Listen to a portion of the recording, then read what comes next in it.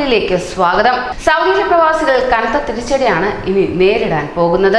കൂടുതൽ മേഖലകളിൽ സ്വദേശിവൽക്കരണം നടപ്പിലാക്കാൻ ഒരുങ്ങിയിരിക്കുകയാണ് സൗദി അറേബ്യ.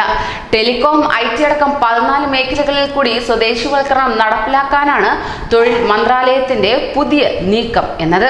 തൗതീൻ എന്ന പേരിലാണ് കൂടുതൽ മേഖലകളിൽ സ്വദേശിവൽക്കരണം നടപ്പിലാക്കാൻ ഒരുങ്ങുന്നത് തന്നെ. ഇതിനായി കൺസൾട്ടൻസികളുടെയും പ്രത്യേക കമ്പനികളുടെയും സഹായം പ്രയോജനപ്പെടുത്തുന്നതുമായിരിക്കും. 14 സുപ്രധാന മേഖലകളിൽ സ്വദേശികൾക്ക് കൂടുതൽ തൊഴിലവസരങ്ങൾ ലഭ്യമാക്കാനാണ് മന്ത്രാലയം ലക്ഷ്യമിടുന്നത് തന്നെ. 14 മേഖലകളെ 5 ഗ്രൂപ്പുകളായി തിരിച്ചാണ് പദ്ധതി നടപ്പിലാക്കാനിരിക്കുന്നത്. Tourist accommodation, entertainment, telecom, IT, ഗതാഗതം, ലോജിസ്റ്റിക് സർവീസ് എന്നിവയാണ് ആദ്യ ഗ്രൂപ്പിൽ ഉൾപ്പെടുത്തിയിരിക്കുന്നത്.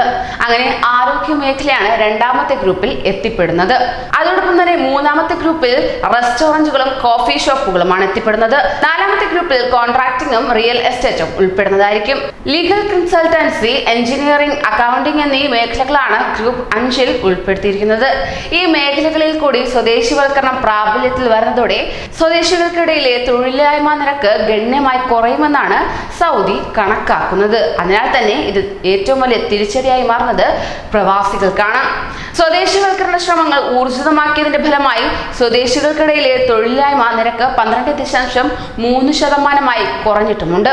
കഴിഞ്ഞ 2.5 വർഷത്തിനിടെ 19 ലക്ഷത്തോളം വിദേശികൾക്ക് തൊഴിൽ നഷ്ടപ്പെടുകയുണ്ടായി. കൂടുതൽ മേഖലകളിൽ സ്വദേശിവൽക്കരണം പ്രാബല്യത്തിൽ വരുന്നതോടെ കൂടുതൽ വിദേശികളുടെ തൊഴിൽ നഷ്ടപ്പെടുമെന്നാണ് വിലയിരുത്തപ്പെടുന്നത്.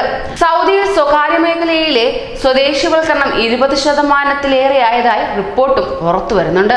സ്വദേശികളുടെ തൊഴിലില്ലായ്മയ്ക്ക് പരിഹാരം കാണുന്നതിനായി ആരംഭിച്ച വിവിധ പദ്ധതികൾ മുഖേന വിദേശികളുടെ തൊഴിൽ നഷ്ടത്തോത് കൂടിയതായാണ് പുറത്തുവരുന്ന കണക്കുകൾ. പുതിയ കണക്ക് പ്രകാരം സ്വകാര്യ മേഖലയിൽ ജോലി ചെയ്യുന്ന മൊത്തം വിദേശികളുടെ എണ്ണം 66 ലക്ഷമാണ്.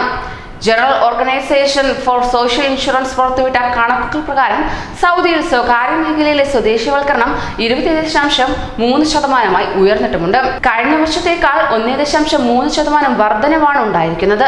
സ്വകാര്യ മേഖലകളിൽ നിന്നും ഗോസിൽ രജിസ്റ്റർ ചെയ്ത മൊത്തം ജീവനക്കാർ 82.5 ലക്ഷമാണ്. ഇവരിൽ 16.7 ലക്ഷം പേരാണ് സ്വദേശികൾ.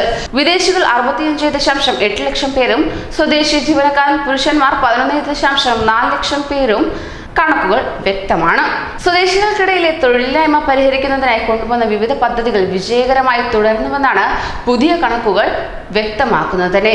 നിലവിലെ സ്വദേശികൾക്കിടയിലെ തൊഴിലില്ലായ്മ നിരക്ക് 12.3% കുറഞ്ഞിട്ടുമുണ്ട്. പുതുതായി ടെലികോം, IT മേഖലകളിലും ഹോട്ടലുകൾ, റിസോർട്ടുകൾ തുടങ്ങിയ ആതിഥേയ മേഖലകളിൽ കൂടി സ്വദേശിവൽക്കരണ നടപടികൾ ആരംഭിച്ചിട്ടുമുണ്ട്. ഈ മേഖലകളിൽ ജോലി ചെയ്യുന്ന ആയിരക്കണക്കിന് വിദേശികൾക്ക് തൊഴിൽ നഷ്ടപ്പെടാനും പുതിയ നടപടി കാരണമാകുന്നതാണ്. ന്യൂസ് ഡെസ്ക് പ്രവാസി മലയാളി.